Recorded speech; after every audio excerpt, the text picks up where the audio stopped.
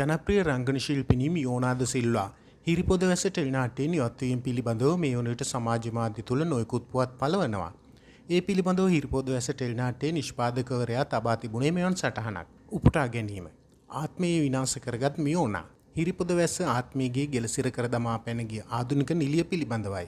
හිරිපොද වැස ටෙලිනාට්‍යයට වසර 3කට ගිවිසුම් ගතව සිටින මියෝනා නැමැති ආධුනික නිලිය හිටි හැටියේ නාට්‍යයෙන් ඉවත්වීම පිළිබඳව සමාජ මාධ්‍යයේ විවිධ හාහෝ පැන නැගී තිබෙනවා. ලබ්බට තැබූ අත පුහුලට තබන්නට කලින් මියෝනාගේ දුෂ්චරිතය පිළිබඳව සටහනක් තබන්නෙමු. ආත්මීයගේ චරිතයට පණ දුන් ආධුනික මියෝනා මුල් අවස්ථාවේදී කොතරම් දුර්වල රංගනයක් පෙන්눔 කළත් ආධුනික ශිල්පිනියකට ලබා දෙන අවස්ථාව අත නෑර ලබා දෙමින් අපි අයව පරිසාදන මට්ටමට ගැනීමට දැඩි වෙහෙසක නිරත වෙමු. එබැවින් ඇගේ පවතින ප්‍රසිද්ධියට හේතුව අයිස් කේරළ ගංජා හෝ වෙනයම් මත්ද්‍රව්‍යයක් හෝ රාත්‍රියට ශරීරයේ විකිණීමක් නොව අප විසින් ඇයව රංගන කාර්ය සඳහා යොමු කර වූ දැඩි ස්වභාවයම බව අපි සහතික කරමු. ඇගේ යහපත් කල් ක්‍රියාව පැවතියේ කොටස් 100ක් පමණි.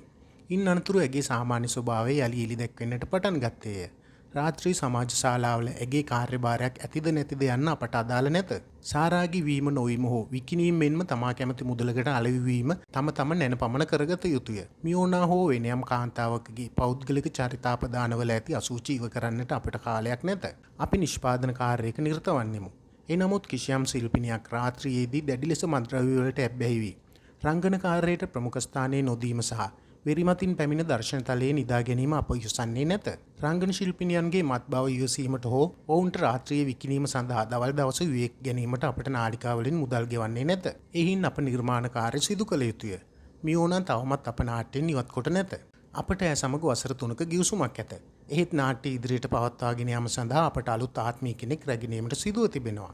මක් නිසාදයත් ඇයව රැගෙනීම සඳහා පිටත්ව යන වාහනයට ඉතා අතුලොස් අවස්ථාවක ඇරෙන්නට ඇය වෙලාවට ගොඩවන්නේ නැත. 6ට ඇගේ නිවහන හෝ රාත්‍රියේ ඇය නවාතන් ගන්නා ස්ථානයට යන රියදුරු මහතා නැවත පෙරලා හරවා එවන්නේ ඇය පසුව දර්ශනතලයට එන බව පවසමින් නිර්මාණය සහ ප්‍රේක්ෂකයා වෙනුවෙන් අපි දරා ගතිමු. එම හේතුවෙන් නිෂ්පාදන කාර්ය සඳහා අයුමී ගිය මුදල මේ වන විට මිලියන ගණනක් බව නිෂ්පාදන කාර්ය පිළිබඳව දන්නෝ දනිති. ඇය එතනින් නතර වූයේ නැත. ඇය රංගනය සඳහා දින ලබා නොදෙන අතර ලබා දෙන දින මගහැර දුරකථනය විසන්ධි කොට තබයි. ප්‍රේක්ෂකයා සහ නිෂ්පාදනය වෙනුවෙන් අපි දරා ගතිමු. ඒ වෙනුවෙන් අපට වියදම් වූ මුදල මිලියන ගණනක් බව නිෂ්පාදන කාර්ය පිළිබඳව දන්නෝ දනිති. මේ වන විට ආත්මීය චරිතයට පිටුපා ප්‍රේක්ෂකයා රැවටු මියෝනාට එදිරිව අපි නීතිමය කටයුතු සඳහා සූදානම් වෙමු.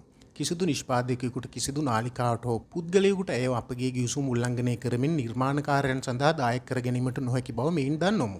එසේ නිර්මාණ කරන්නේ නම් ඒවා නීති විරෝධී වන අතර එම නිර්මාණ සඳහා දායක වන්නන්ද ඒවාට අනුබල සපයන්නන්ද සියල්ලම නීති විරෝධී කටයුත්තකට දායක වන බැවින් ඔවුන් සියලු දෙනාටම ඉදිරිව නීති කෘත්‍යයේදී කටයුතු කිරීමට සිදුවන බවත් දන්නොමු. කලා වෘත්තිය යනු ගණිකා වෘත්තියට සමාන පදයක් නොවන බවත් ඒ මත්ද්‍රව්‍ය ප්‍රවාහනයට හෝ මත්ද්‍රව්‍ය පරිභෝජනයට නවාතැනක් නොවන බවත් අනීතිකව හිතු යුතුසේ කටයුතු කිරීමට අම්බලමක් නොවන බවත් අප සිහි කැඳවන අතර යථෝක්ත කරුණුවලට දායක වූ ශිල්පීන් වෙතොත් ඔවුන්ගේ දුෂ්චරිත සහ නිර්මාණ භාවිතය පිළිබඳ සාක්ෂි සාධක සහිතව එක් අතකින් සමාජ මාධ්‍ය ඔස්සේත් අනිත් අතින් නීති ඉදිරියේත් කටයුතු කරන බව දන්නන අතර දිගින් දිගටම හපා කන වීදිසුණුකීන්ට වෙඩි තැබීම හැර වෙනත් විකල්පයක් නැති බවද දන්වා සිටිමු.